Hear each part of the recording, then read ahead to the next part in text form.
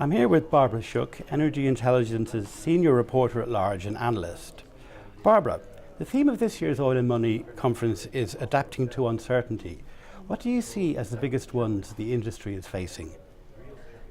Uncertainty about what requirements are going to be imposed to comply with new climate change regulations, uncertainty over what the price is going to be and how they're going to continue to be profitable under the new regulations, because no matter what happens in the United States, companies and states and counties and other governmental agencies outside of the federal government are imposing new regulations that companies will have to adapt to.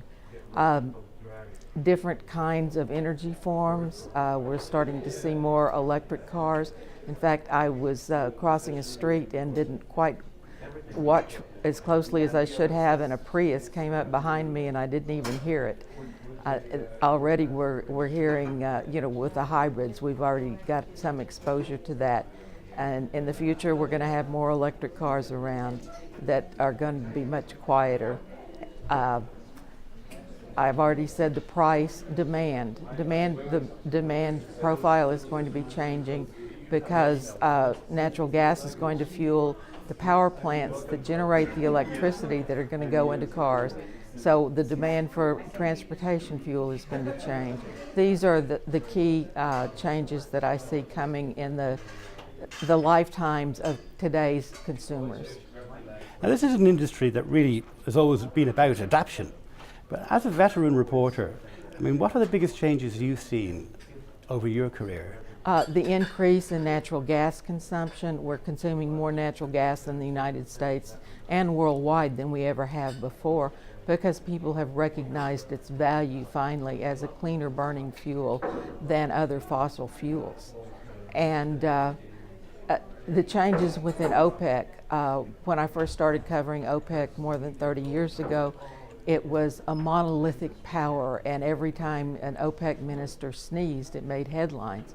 Well, now OPEC is really only one country as far as its power. As a group, if it just operated collectively, it would be much more powerful, much as it was 40 years ago, but not now. It's just what Saudi Arabia says and does and can impose on the other countries to comply with it. But mostly, and this changed with the 1990-91 Gulf War, when Iraq invaded Kuwait, and when the other countries came to Kuwait's rescue, Kuwait pretty much lost its power within the organization, and it just became Saudi Arabia and not the Gulf as a whole. Mm-hmm. And you talked about the increasing focus on gas, and indeed we have our first dedicated gas day this year at Oil and Money. But do you think it's a safe bet we see a big LNG glut and kind of a lot of supply in the market? Oh, this is an industry of glut and shortage, glut and shortage, glut and shortage. It will always be that way. Both oil and natural gas liquids, which are becoming a much more important part of the supply mix. It will always be that way. In a couple years, we likely will have a shortage, because with a glut, companies say, we don't need to invest. And so we'll have a bit of a shortage in a few years, and then back and forth. It's a cycle. And you've seen a few of those cycles. And finally, you're retiring next year, so this will be your last Oil and Money conference.